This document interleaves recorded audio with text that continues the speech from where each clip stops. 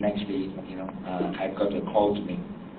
I've got an important call to make, and that helps me to stay focused about trying to keep a balance between my family life, my work, my professional work, as well as my areas of ministry in the church.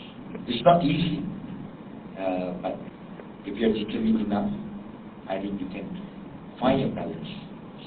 Jonathan, when you make those calls, presumably to your wife, Yeah. what do you say to her? Tell her something.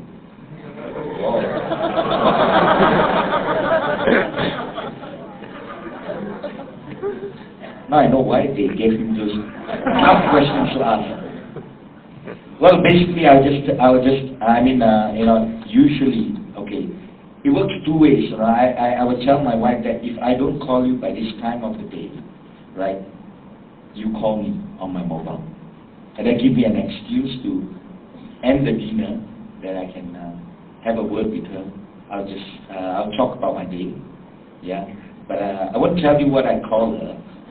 It's supposed to be something between the two of us, right? Not for public consumption. I think for those who are married, and I think most of you are single, but if you're having a girlfriend or a boyfriend, you probably have some pet names for them, right? Yeah. Somebody say no. I think you could ask my wife. We'll warm him up later.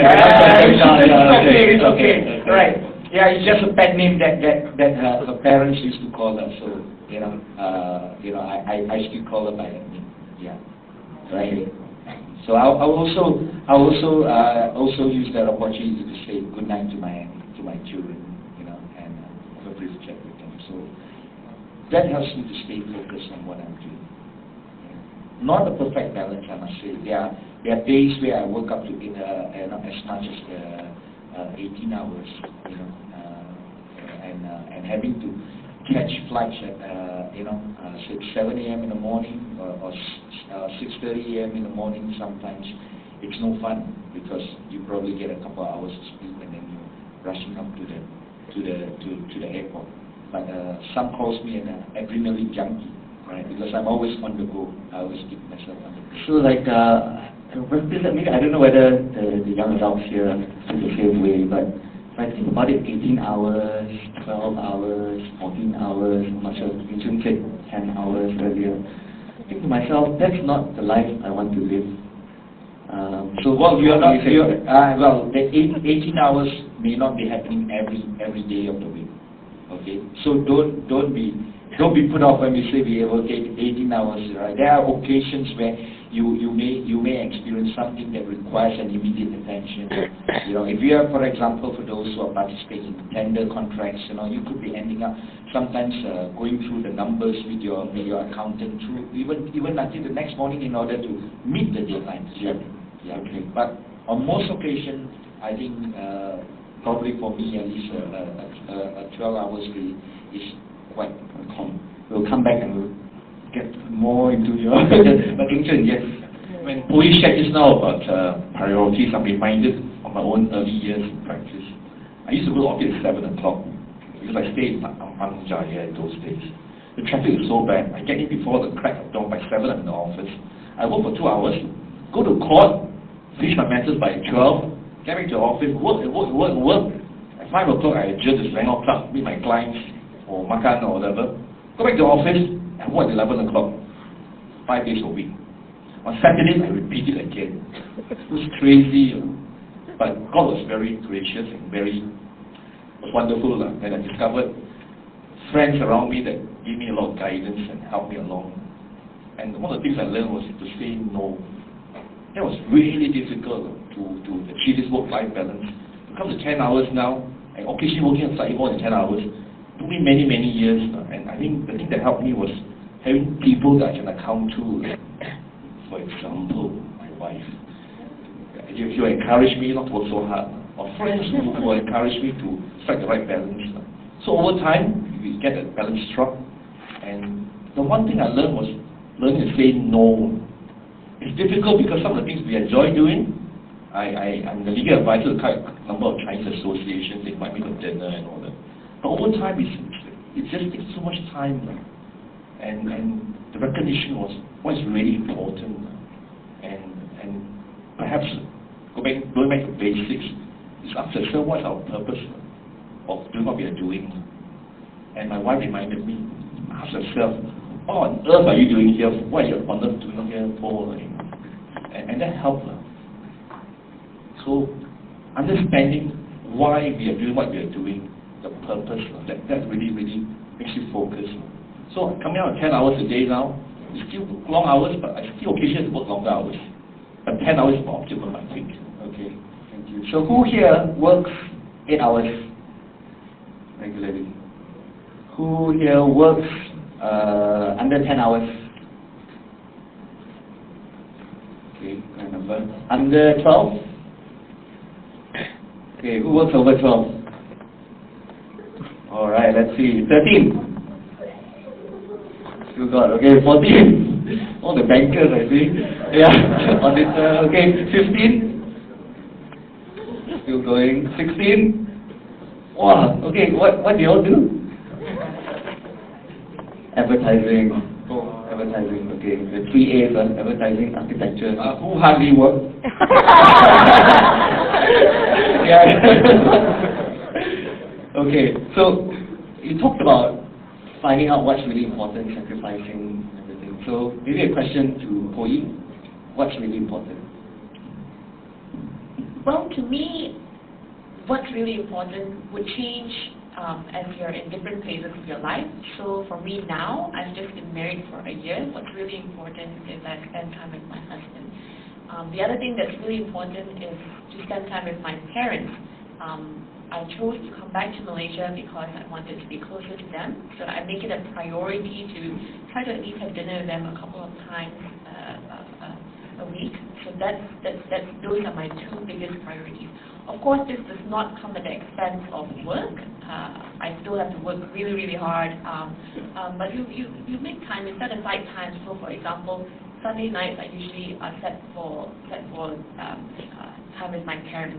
And as for weekdays, I tell my bosses, like, hey, I'll come in early, I'll come in, before 8, and then I'll leave about 7:30, 8. I will still continue working after that if need be, but I want to be able to have dinner with my husband. So, I'm able to negotiate that, and so far it's been okay, it worked out. Okay, thank you. How, we go to Sunday, on Sunday we come to church and hear from Pastor Daniel, and in cell groups we learn things. How do you integrate what you've learned on a Sunday and on the weekend? How do you find time to spend time with God? I must be very honest with you. Just be very frank with you. Pastor Daniel always encourages to be a part of a cell group, for example. And I'm still in the journey of looking for a cell group. So while I'm very committed to coming to church every Sunday, very committed to, say for example, some spiritual disciplines such as tithing, I've just found that with my work schedule, it's been quite difficult to commit to a cell group. I tried last year, I attended quite regularly, but given that the travel that I had to do, most of it fell on a Friday, it was hard. And so right now, I'll be very honest with you, I'm still searching, I'm still visiting around a few care groups this year, just to be able to find one that would be able to fit into my schedule. And I've also told myself that, hey, let's not travel and work commitments. So for example, yesterday I worked late, I worked till 7:30 and I continued working at 10. Let not work set you back from committing to a cell group. My philosophy going in now is that whenever I can go, I will go. If there are occasions where I can't go, then let that not be an excuse to not join at all. Okay, thank you. Thanks for your honesty as well. Eng Chun, what's really what's really important? What's really, like you talked earlier about career, work life, and you discovered that you have to know what's really important. So to you, what's really important? I think the one thing that's very important for me would be to go back to basics and ask myself, what is the purpose of what I'm doing in the workplace? What's my role at home for my children, my wife, Thirdly, for the people that I interact with in church, the people I interact with in the office, the people I interact in the bar council that I help out occasionally. And I try to ask myself, these giftings that God has given me, how can I use it to maximize the return, so to speak? And I think if we put a scale of prioritizing everything that needs to be done, we have to mix it all up and come with the right balance. It would, of course, require a lot of thinking through. It would require a lot of negotiation with the people around me in the office. My own wife, for example, will have to guide me along. And people myself, for example, will help me along to tell me what's really important. And on balance, having done all that, we come to a compromise that you'll be happy about and you work towards it. I'm a little bit confused here. You're saying that you ask people what's important for you rather than you figure out what's important for you. I think that's a bit clarified.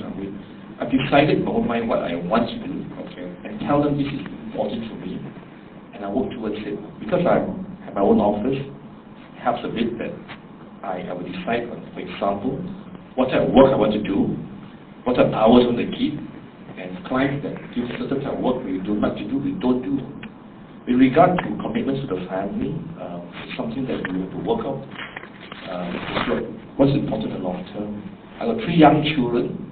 They demand an extremely a lot of time from me, and I try my very best to work out a balance. So in the home, you discuss with your wife what is important. Am I correct? Yeah. And in the workplace, you decide for yourself.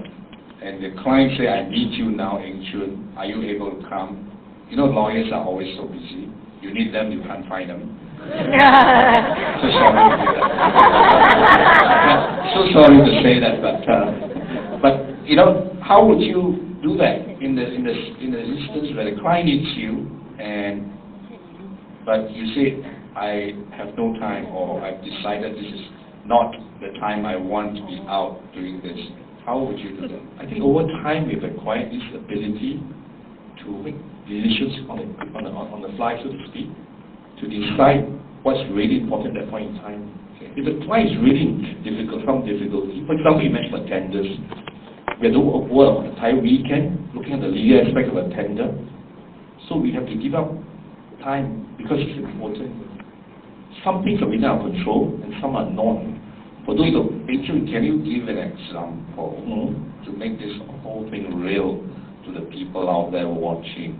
You know, because when it comes to dollar and cents, how are you to say no to a client when it conflict with your time, or conflict with your values, or conflict with what you say, what is it that you hold on to? You know, can you give an example of, you say you learn how to say no just now. Give an example of that. For example, at one time I was asked to travel to a certain foreign country that was going through a difficult period. There was a civil war going on. Clients want me to travel there to negotiate a contract and sign off. Obviously, it would not be prudent to go, and having reflected on it, we decided not to go and give up the job. Likewise, we had to travel, one of us had to travel in the office to Taiwan just after September 11. It was a difficult time to travel, and therefore we made a decision that the piece of work we had to give up, so we didn't do the work. Thank you. Does that help you guys? Yeah? Okay, Stella, what do you wish you had more time to do?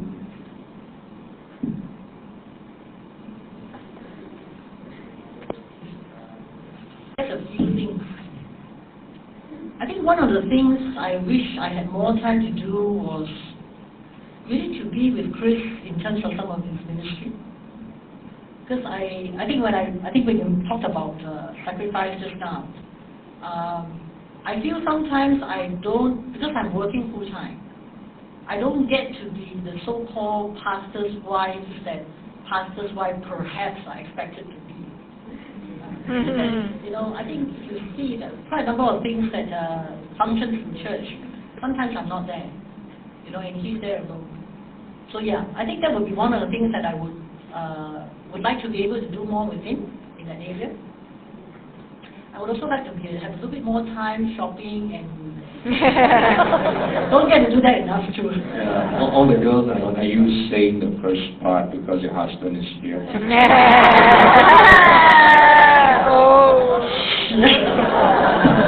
No, but seriously, yeah, that's true. I mean, in the sense that I think that's also his wish, and sometimes I actually have to say no to him. And I think it must be very difficult to say no to your husband. If your husband were up here, I'll grill him. How did you feel like having a wife saying no to you? So, Jonathan, question for you. How do you handle the pressure at work? How do I handle the pressure? Let me see. I think I got it written down somewhere. Then now you're going to come in. Yeah. Because you know why I have, because Jared told me, you have to follow these questions that I'm sending you in the email. Usually I expect the answers. Well, one of the things that Why do you think I sit here? Well, one of the things I think, pressure is certainly something that we cannot avoid from in the workplace, and there will always be pressure. Whatever work that you do, whether you are just doing the job as a receptionist, or even for that matter, every job has got its pressure. But one of the things that I have learned over my lifetime in handling pressure at work is I laugh. I laugh at myself, and I laugh at the situation, and then and I just go off and just ponder and think about a solution. This is what I think a lot of people find difficult. Especially like those who are in sales, you always have to face up with pressure of sales target, right? Yeah, and bosses are bosses because they're just bosses. They give you ridiculous targets, right? Way out of this world, Sometimes you feel like telling bosses that gives you those targets now, hey boss, why don't you take over my job? Yeah, and if your boss is sharp enough, he will tell you, that's why I'm the boss and you're the salesman. Yeah. But I learned to laugh, and I used to tell my salespeople, if you have a bad day, a bad customer who yells at you over the phone, or even that yells at you in the face, just laugh at him. Learn to laugh at yourself. That's the first rule. Learn to laugh at yourself and stay focused. Stay focused on what you have to do. Look at your problem again. Think it through. Ponder through. You will find a solution to that. So maybe to build on that, what in your long career, I know you've been out in the marketplace, and then now you're with church. What have been some of the lows in your career? Some of the lows. Well, in my R&D days, it was when you spend days working on a project, and you've done repeated experiments, and at the end of the day, when you finally think that you found a solution to it, and then you realize that all the earlier experimental data you threw it away. And it's just, oh no, I have to repeat everything all over again. I have to rethink or redesign an experiment, right? But in sales career, I think, the low days will be when you work very hard on a project, you work very hard to secure a new account, a new breakthrough, and just as you're about to have that breakthrough, you find that something crops up, and your clients tells you, sorry to tell you, we can't adopt your product because it's still not the solution we're looking at. But like I said earlier about handling pressure, you just laugh it out and say, okay, let's try something new. Let's think about it. So if you feel laughing, then we know. Yeah, I'm under pressure. Yeah. So you can tell our senior pastor, right? This guy sounds like a real salesman, huh? Right. Okay. Good. Are you doing a sales pitch now? Yes, as a matter of fact, this is a word from the sponsors. If any of you are looking for a ministry to be involved in the church, you want something dynamic, something that gives you praise, come to children's church, right? You can laugh a lot. He's even wearing the t-shirt at children's church. 1 in 3 adults, this is a survey, suffer moderate to extreme stress. So maybe 30% of you here will describe what you do as stressful. 26% of workers report that they are very often burned out or stressed by their work. And 40% of workers report that their job is very or extremely stressed. You forgot to mention the survey that was done in Japan, that most people, suicides are committed on the Sundays, and heart attacks happens on Monday morning. Is there a reason for that? Well, they anticipate something bad on Monday, so they kill themselves first. And those that survived the suicide, they went to work and found that they couldn't handle the heart attack. So, question for Poi. How do you handle stress, pressures at work?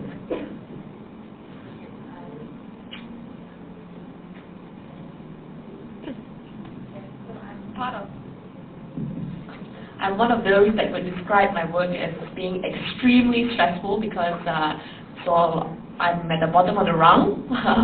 I manage myself. Essentially, I report to my bosses, and my bosses in turn have to report to our clients. So I have, multiple stakeholders to please. Only if I have to please my bosses, I have to please my clients as well. And there's deadlines, there's analysis to run, and things like that. So I would be part of those that would describe my job as being extremely stressful. It's been 3 years since, and I think I somehow along the way learned how to manage my stress a little bit. So first I would say is to manage and organize your work, right? So one tip that I do is to switch off the internet. Emails tend to really distract me, that message on Outlook comes up every 5 minutes, new request from your boss, new request from your client. If you're trying to concentrate really hard, maybe it's, just switch it off, check maybe every hour or 1 or 2 hours, and that really helps because then I can really focus on my work, and I don't get stressed out over the constant flow of requests that are coming in. And sometimes it's not even requests, right? Sometimes it's things you can ignore. It doesn't mean you need it. Maybe the second thing is to just be honest and ask for help if you need it. So one example is earlier this week, I was asked by one of my bosses to do this piece of work, but I had already several other things to do on my list, right? So I'm like, I'm sorry, I can't prepare this for you tomorrow.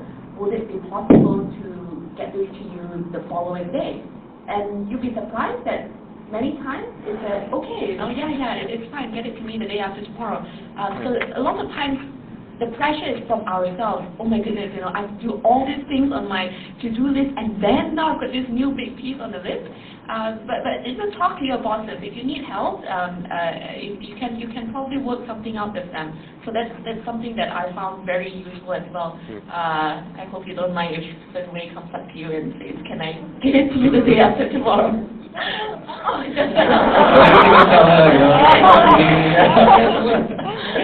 Poi, would you like to tell the audience to what extent, how many % of the time pressure is self-imposed as opposed to pressure imposed by your bosses or the job requirement? I would say at least for me, 90% of the time the pressure is self-imposed. It's pressure I put on myself. I expect to be able to perform to this standard, and therefore that's what makes me work late. That's what makes me crack my head over that Excel function that why is it not working, and I'm going through line by line, and that's what keeps me going. It's from myself, and of course you have to deliver your work as well. Your bosses expect you, your bosses pay you because they trust you to do the work. But really, I think it derived from that is the pressure that you put on yourself. That's what makes you work in Boston Consulting Group. Self-driven, right? Thanks, Cody. So, Stella, now you're taking a regional role in Southeast Asia, a lot of people to manage, a lot of things to deal with, lots of pressure. How do you handle pressure at work? With much difficulty. I think a few things. One is I've learned over life that you cannot climb a mountain in one leap. To conquer a mountain, you have to take it step by step. So although there are a lot of things that need to happen, and I think he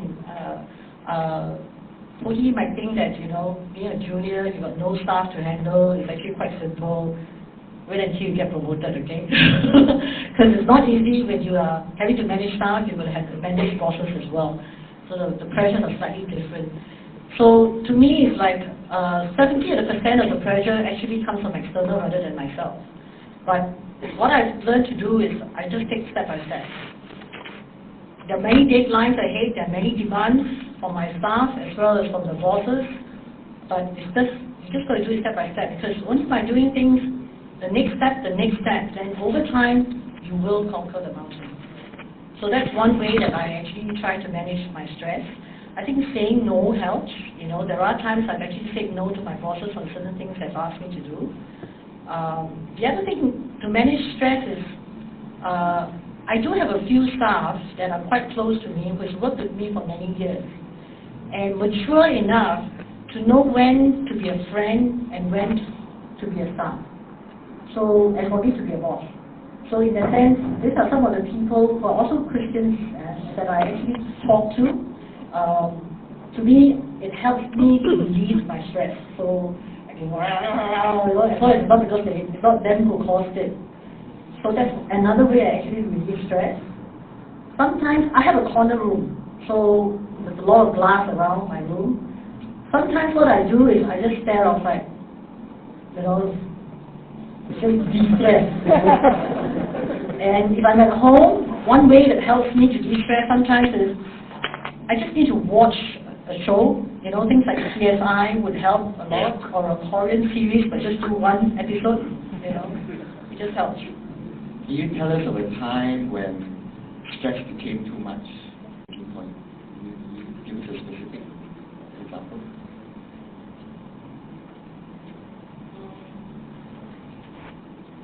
I guess one that I think of is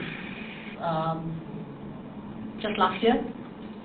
Actually, Sunway was also involved in that project. It was a regional project that we had to organize, and the role that I was initially supposed to play was to actually manage it from a content angle. But the staff that was actually meant to help me was unable to help me with the administrative things because he had another project that was on. It was actually a very busy time for all of us. It was our peak period, and this regional program didn't help. It was something extra on all of us. And so I had to play the role of content, had to play the role of administration. I had this regional person who was handling this whole project that was, when she gets stressed, she just lashes it out on you. So we had regional calls where she was just heating out. My staff is in the meeting with me, and I'm getting all the lash. And when the event itself actually happened, it was having to handle the whole project. There are 100 over people from around Asia that was here, and they were all partners. And there was not just one event, there was actually about 5 events concurrently happening at the same time. And I was having to handle the administration, I had to help handle the content. I had to make sure my team's morale was fine, because this person who came from the region was actually very pressurizing and sarcastic at that point of time. So I had to hold the morale of my team up. I had to manage her. I had to manage the team. And we had an event that was going to be outdoor, and it rained and poured. I had to handle God. God, please help me. So it was actually a very stressful time. Did you enlist your husband to help? Excuse me, I had direct access to God. Good one, thank you very much. Well, one of on the dislike board up there was when my boss calls me a moron and calls me, you're stupid, you don't know what you're doing. And I think a lot of young people working in high pressure environments sometimes encounter bosses like that. And so how do you deal with, you mentioned boss or regional leader lashes out sometimes. How do you handle that? I think someone is saying it to me rather than I saying it to someone. How do you I handle haven't called you moron yet, right? I heard you. Right at you. Stop bullying, okay? So how do you personally handle it? Yeah, when someone calls you that. Well, I think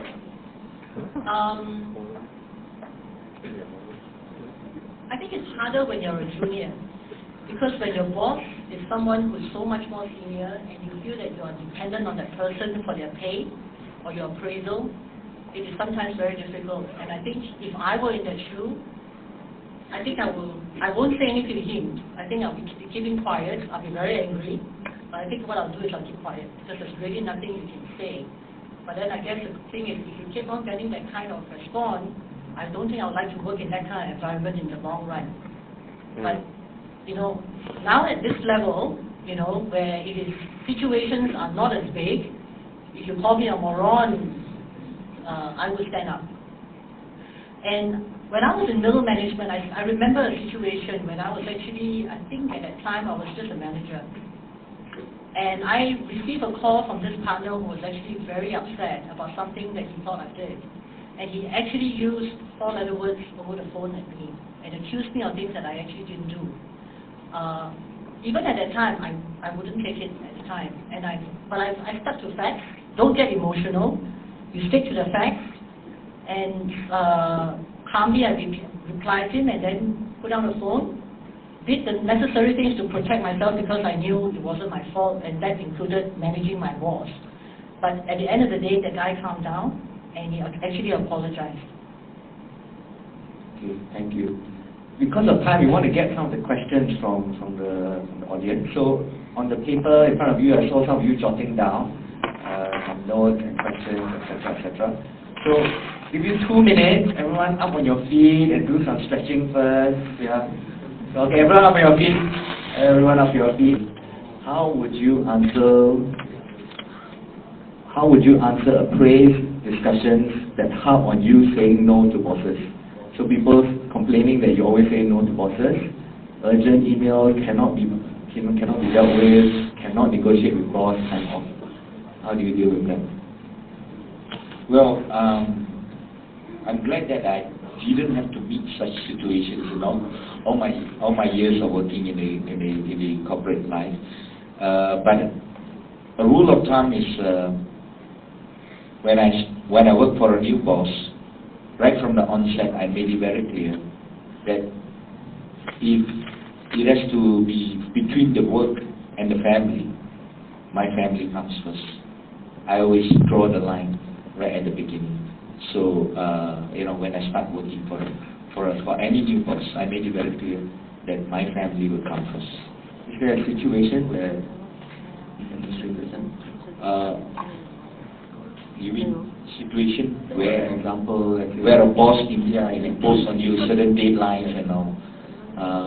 Well, I do take deadlines seriously, but I still try to manage it in a way that I do not, how would I say, have to compromise on my principles of belief. So there have been sometimes occasions where you might have to work a little bit late, but I would also learn to prioritize and determine which is important, which can be put off to maybe the next day. And when you start marking things as urgent, right, everything will be urgent. Right? Everything a boss asks the subordinates to do, generally they say it's urgent. I wanted it yesterday. It sounds not urgent, I won't ask you, right? Yeah, right? I wanted it yesterday, I wanted it just now, Yeah, Jonathan, can I touch it here, because on the short of time, I just want to follow up with a question just relates to what you just said. Between God, spouse, children, work and family, which is most important to you? It's a very tough one. But not so tough. I only ask tough questions. Well, for me, I mean, basically, I live my life in gratitude to what God has blessed me with, and I mean, because for those who knows me, when I first became a Christian, my family actually rejected me. My dad actually literally kicked me out of the home, and I had to depend on God. I had to depend on God because I chose to believe in God, and I chose to tell my parents that I decided to become a Christian. And God has blessed me through the years. So it's not that it's not that too difficult to say that if we choose, if we'll talk about God and family, I believe God knows that He has given you a family to take care of, and and God will always have a special place in my own heart. Okay, thank you. Question for Inchun, or if anyone wants to chip in. Is work-life balance in Malaysia a mere illusion?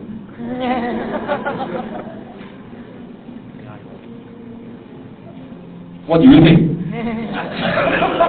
Now we always tells me that if you can't answer the question, ask me, what do you think? What do you all think? Is a work-life balance a figment of imagination? No. Give an example of somebody in my office. She comes to the office at 9 o'clock sharp. Not earlier, 9 o'clock sharp. She works non-stop, or with coffee breaks of course, until 1 o'clock. She stops at half an hour break for lunch. At 5:15, before the office closes, we start packing up. At 5:30, she's out of the office. And she's my best worker in the office. She's the most effective worker, I think, over the years. And she's the most balanced person because her family is very important to her. And she churns the most amount of work every day. So, is it a thing like probably not. It's a matter of prioritizing it. And are you a normal boss? Normal boss don't behave like that, right? But no, seriously, many people are motivated by the output rather than the hours. So it's the output as opposed to the quantity of hours. I think so. It's like I know of some law firms in KL that makes the staff work incredible hours. Like maybe some of you maybe there's these law firms, they work at 10 o'clock, 11 o'clock. Honestly, ask yourself, after 8 o'clock, which is effective as you are at 9 o'clock in the morning? Probably not. In fact, it's potentially dangerous at 9 o'clock in the evening because you may start making mistakes. So I reckon it's a balance that people somehow will come to grips with eventually. Each and every one of us is on a journey, and so we have to take that journey and find out for ourselves. So, I guess some people here are just starting out first few years in their career. My cousin is here, he's an auditor, and they work 15, 16 hours a day. So how would you say to them? Find another job.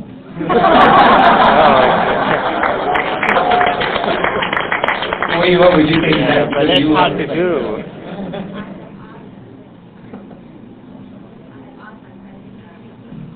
I have asked myself that question, whether I should find another job many times. But I would say that it's been 3 years and I'm still in the same job, and over the years you learn how to manage it a little bit better, and that your bosses trust you a little bit more, so you also gain a bit more confidence, so things do get better. But I would say though, if I were to do anything differently in my first few months or maybe even year at work, is that I would learn that. Well, I'm a consultant, so I'm not in the business of saving lives, and I would remember that. I'm not in the business of saving lives. If I go to bed at 3 a.m. instead of 4 a.m., no one's gonna die. So you have to be. It's again boiling down to the question of whether the pressure is from yourself or from your boss. Whether it's really necessary. Sometimes the stress from yourself is not necessary. So learning to recognize that, learning to take a step back and say, hey, is this really worth it? The extra hour of work. If it's not worth it, if you're not going to be productive, go to bed. I found myself to be more productive in the morning, so sometimes by 10:30 I'm so exhausted, I can't think anymore. I'll go to bed at 10:30, even though people call me a grandma for going to bed at 10:30. But then I'll get up at maybe 4:30 or 5 and start working again. I find that much more productive. There are different ways to cope. This guy apparently had some difficulties at work. 4 questions in the same handwriting. So I would just read out one. Is it relating to working long hours? How much is too much in terms of work or time spent at work? Well, anyone? I think I do concur with what HiYa said. That, if you are already tired, there's no point working on. I know some bosses like to see their staff. It's 5:30 is over, but they love to see their staff sweating it out at 6:30, 7:30, right? Yeah, I see a lot of people nodding heads.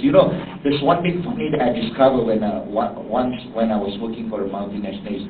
My Japanese colleagues, even though they finish their work at 5:30, no one dares to leave the office because the boss is still sitting in the office, and so they will spend their time trying to look busy, reading their magazines, inside in between their files, and then the moment the boss walks out of his office, everybody is gone really fine. So I don't subscribe to that. I think that if you're already tired, you're already worn out, right? You're mentally already tired out. Go back, take a rest. So you are saying, let your body tell you. Well, I think you know best, because a lot of times this unnecessary pressure and stress is all self-induced, I think, because you drive yourself hard, and you got to know where your limit lies. We are all very self-driven, right? Yeah, and especially you're fresh out from school. You want to achieve to be the best in the marketplace, the shortest possible time, right? If you take a survey, a lot of people say that, if you can be a millionaire by 30, yeah, I want to be a millionaire by 30 so that I can retire happily. Well, man, let me tell you, when you reach 30, you'll be hungry for more. You'll be telling yourself, I'm going to go for the next level, right? But it's all self-driven, and in your own ambition, sometimes you put unnecessary added pressure. Okay, and Stella, you have something? Yeah, I want to link this back to the earlier question about is work-life balance possible in Malaysia? Actually, there are 2 things. I don't know whether you all realize it. As you come out to the working world, a lot of you are now demanding to have work-life balance, because you see that there are other things that are more important than just spending a lot of time at work. And we've done, recently in our own company, we've done an analysis. The number of Gen Ys that are coming into the workplace is increasing. All right? And we know that there is a brain drain in Malaysia. We know that actually we're seeing that it is an employees market. So your employers, who are maybe baby boomers as well as Gen X, are actually more and more open to the fact, all right, about work-life balance, about flexi hours. Even in terms of us and our auditors, our bosses are even now more open to the fact that, if you want to actually have flexi working days, they are even open to such arrangements, even in an audit line, which is actually one that is very stressful. So to me, I think there is still hope in the sense of work-life balance. And I concur with the rest too that says that at the end of the day, work-life balance is really a lot to do with yourself. How much you can take. Some people truly enjoy their work. They can work for many hours, and I've got one in my office, and to her that's work-life balance. Alright? Because she enjoys it. Alright? So it's a very individual thing, and you've really got to ask yourself, what do I want to achieve in life versus what can I take? Is it really worth it? You've got to ask yourself all those questions and arrive at it yourself, because every one of us has been given 24 hours. So, there are sometimes there are going to be sacrifices you need to make. Then you've got to ask yourself, whatever was valuable to you, is it worth the sacrifice? You don't have to move as fast as some other people. Okay, there's one question here. I wonder, thought of maybe maybe not so much for you, for those people who are not business owner, but for the business owner to see whether it's true, this question. Have you ever thought of starting your own business and getting out of the rat race?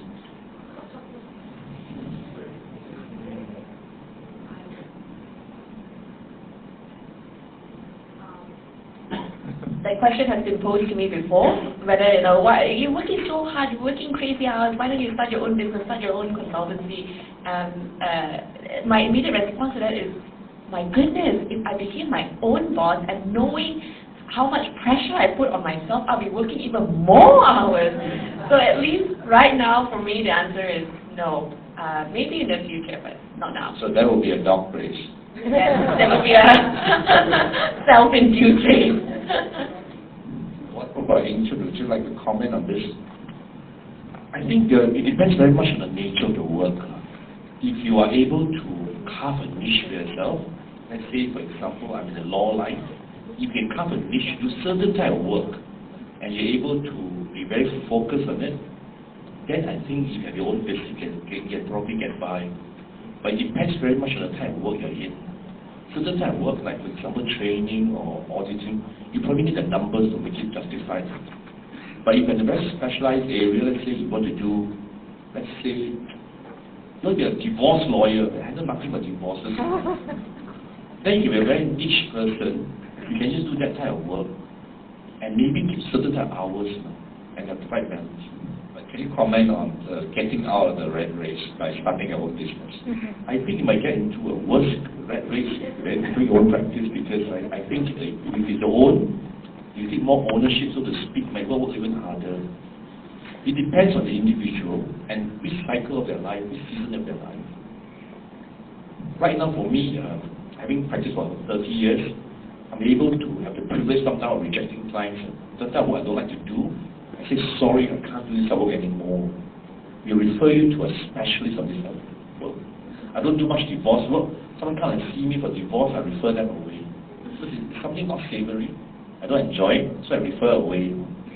So similarly for each and every one of you, if you are a certain type of business, you think you can carve a niche for yourself and do it on your own, go for it. And Stella mentioned, it's something you have a lot of passion on. Even if it's 20 hours a day, it's still fun. But that depends on which cycle you're like. If you're 54 years old like me, you may not be able to have that kind of stamina. But if you're 25 years old, go for it, man. Go for it. Go for it. Okay, those of you who need help in starting a business, I'm willing to give you one-time consulting, just help you to start off. Okay? So, you want to take up the offer? One time. There's a question on, you mentioned... one time is no fees charged. Subsequently, I will charge you. I have your fees. You share your fees. Okay. I'm not a salesperson, no marketing. Okay, so you talked about you're passionate about something, then it's okay, you know what you want. How do you know what you want? How do you find your vocation, your calling in life? Anyone?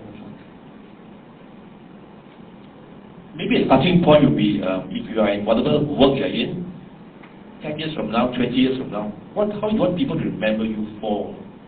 Because you are a good professional, or you're a caring professional, or you are a caring doctor, or a caring accountant.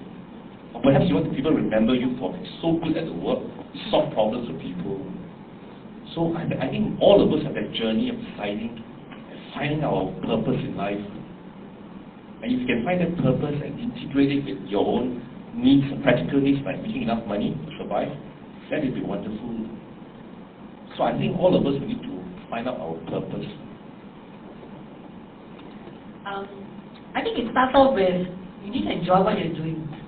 Okay? Because when you enjoy, the passion will come. You're not going to know at one point of time that you're going to become, a doctor or whatever, I'm going to become the best lawyer. Some people never find that out when they're at your age. I did. Very few people actually know what they want to do in life. You just need to step up, follow in terms of your heart, in terms of the things that you enjoy doing, try it out. I always believe there is such a thing called U-turn. Okay. Personally, myself, when I wanted to go to uni, I actually wanted to be a psychologist. But it was because I enjoy looking at people, observing people. You know, I really enjoyed that. But my parents told me no, you know, because there's no money in being a psychologist. So I actually took up economics, you know, passed the exam. But, you know, then I went into a law firm, and then I went into PWN, and I did certain other things. I wasn't in training, but what I did was every 3 years, I asked myself, is this what I want to do? Do I want to still continue doing what I'm doing? Am I enjoying my work? So I always take a 3-year stock take of my life. And your passion will take you to wherever you want. And in the end, coming into training is, in some sense, I'm dealing with people, I'm dealing with change management, I'm dealing with behavioral change. That's, in many sense, what my passion is. And I'm truly enjoying it. But I'm still doing my stock take. Okay? Every 3 years, I still do my stock take. I think this question about getting out of the rat race to start your own business, it's a question on a lot of people's mind. But if that is the only reason why you are getting out of your current employment, you know, to start your own business, then I would advise you to rethink again, and re-examine what is it that you want to do. Right. I agree with the two panelists that you got to have passion for what you're doing, right? I recall the days when I was in an MBA school, and a number of my classmates says that I'm going to get out of the rat race once I graduated, and I'm going to be an entrepreneur. I'm going to set up my own business, and this is what I'm going to do. But today, when I look back at those guys whom I graduated with, sorry to say, I think, almost none of them actually started up running their own business. For me personally, I always enjoy what I'm doing. I was always having fun, all right? I was always enjoying myself in the work that I do. This is because I just love meeting people. I love meeting people, and I love meeting people from different countries, different culture. Meeting, those, they are my clients, they are my distributors, and I enjoy, meeting up with them, doing business, talking about business, talking about our families, and it also gives me opportunity to share with them what are my concerns in life, what are my passions in life, and perhaps that's what keeps me going and stops me from thinking about getting out of the rat race, starting my own business. Because I think starting your own business requires a lot more hard thinking than what you are doing now. And you really need to have the passion. Because I recall one day when I sat in front of a customer, and this customer was telling me about the difficulties he was going through in his business. And he was actually telling me that he was about to give up. He was actually about to give up his business because of the difficulty and the challenges he faced. And right there, across the table, I asked him this one question. I says, do you remember what caused you to start off this business? What was the reason why you started this business? And then he started telling me that, because he had so much interest in this field that he had all the training in, and that he was involved in his earlier days of employment, and he really loves what he was doing. And that's why he started the business. I said, so I ask you this next question. If that was your passion, why you started a business, why are you thinking about giving up now? Have you asked yourself that question? If you have into something that you're so passionate about, that you're starting off a business, from that passion you sparks off that business idea. Down the road, when you face challenges, would you be able to honestly ask yourself, what was it that drove me to start that business in the first place? And you know what? I ended up, I prayed for him. He wept. A 50-plus-year-old man wept in front of me. Nevertheless, I prayed for him, and he says that, Jonathan, what you say is really true. I need to ask myself this question: what really drove me to start up this business? And a couple of years down the road, I met him again. And he says, you know, I remember what you told me that day. And that caused me to rise up again. Wow. Okay. Thank you. So we have 15 minutes and a lot of questions. So what we're going to do is, whoever has a burning question, okay, it's all written there. We're going to give you the mic. You can ask the question to the panelists specifically, okay? And we'll go that way, because a lot of the questions we weren't sure who you're targeting it to.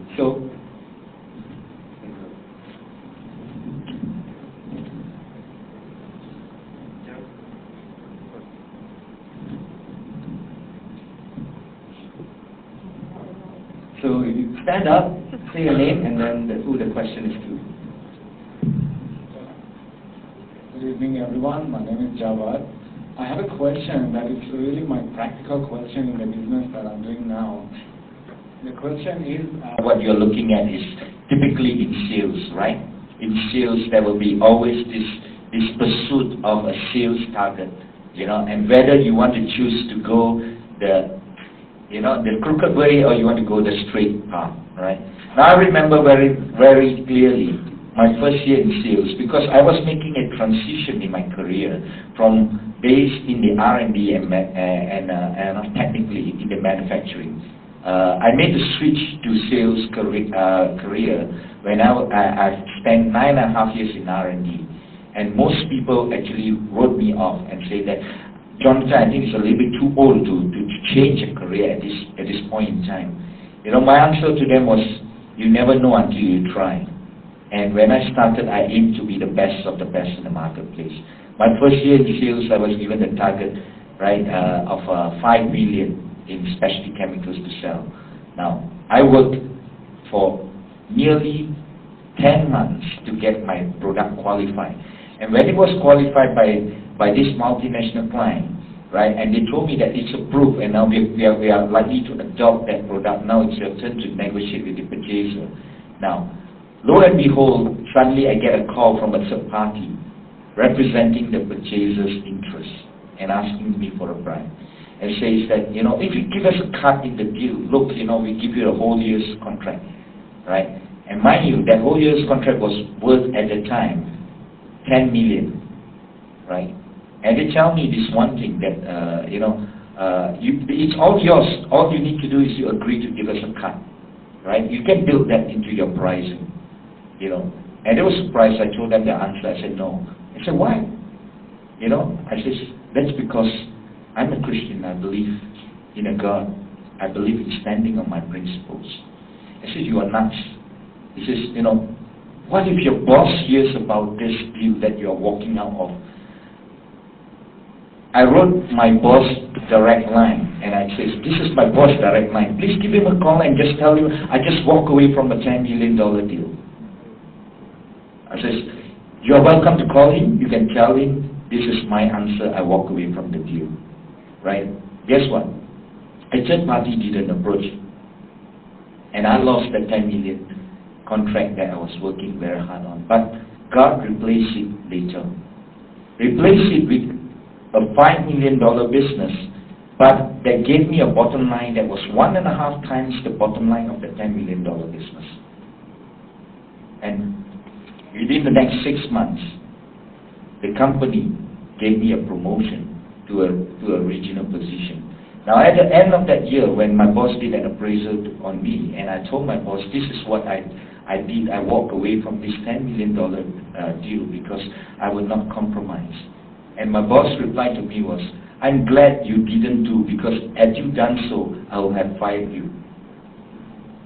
Now I know that out in the marketplace, salespeople are very hard driven by numbers, especially today, right? We are so wired, we are so connected that everything is moving at top speed, right? But I believe that if you learn to honor God first and put Him first, God will honor you in return. Wow, yeah, okay. Thank you. So, any other questions? A lot of questions are written down. Thank you, Jonathan. Yep, hi, Xing Yan. So this is for anybody in the panel that manages people. Right? So after working for a while, you get to know your colleagues and you become very close friends. You know, but there comes a time when you have to make a decision between your colleague's employment or the success of the project. So what will you do then? Are you saying that you have to make a decision to fire the person? Is that what you're asking? Yeah, the decision is either to fire the person because he's not doing well and the project will fail, or to let the project fail. Okay, I'm glad I'm not the one answering.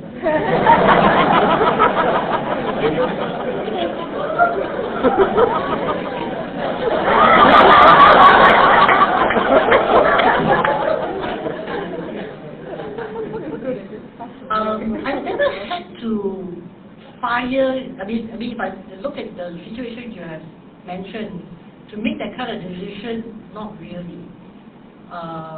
But I do have people who have come to work, who are friends who came to work in my department.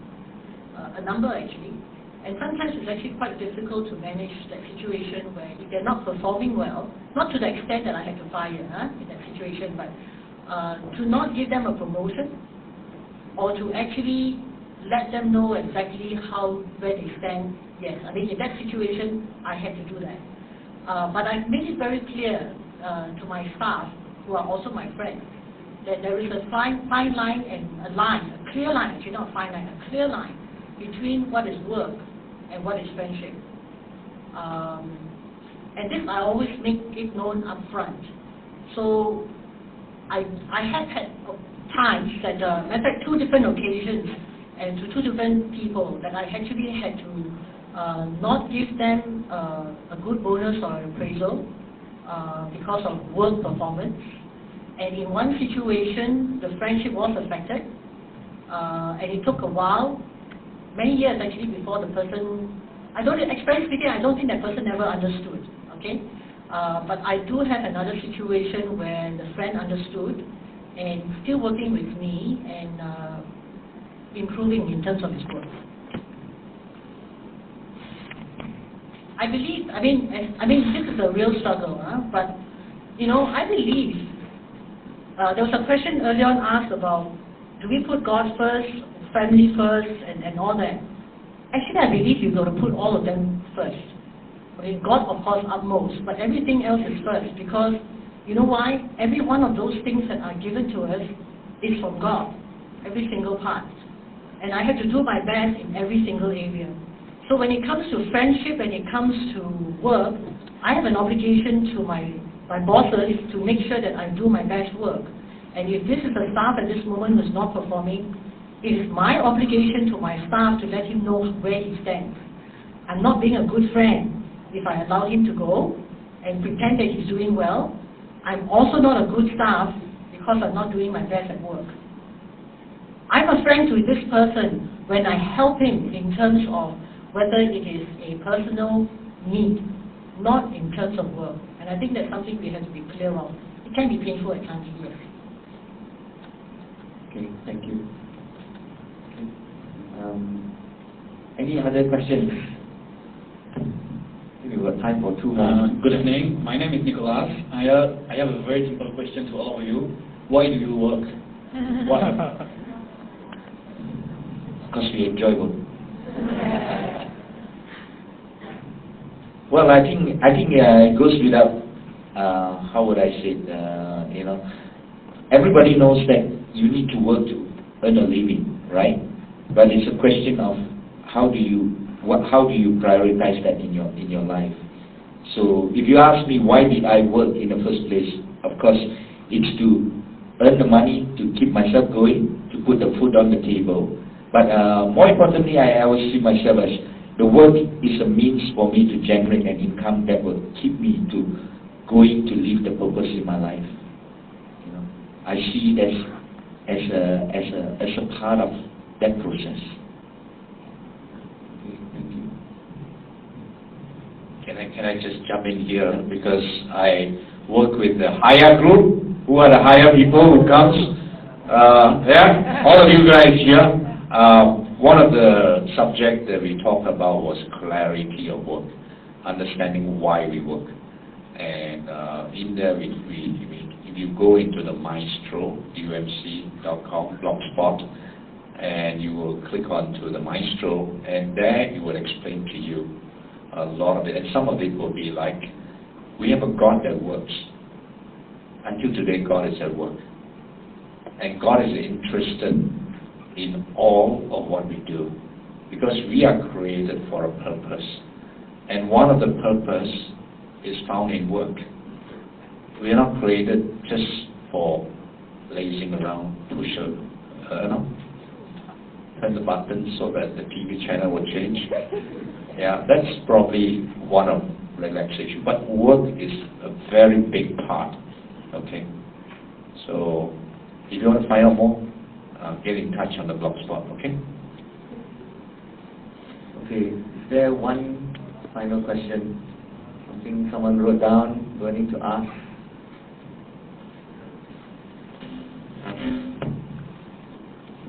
Hi, Jared, and my question is,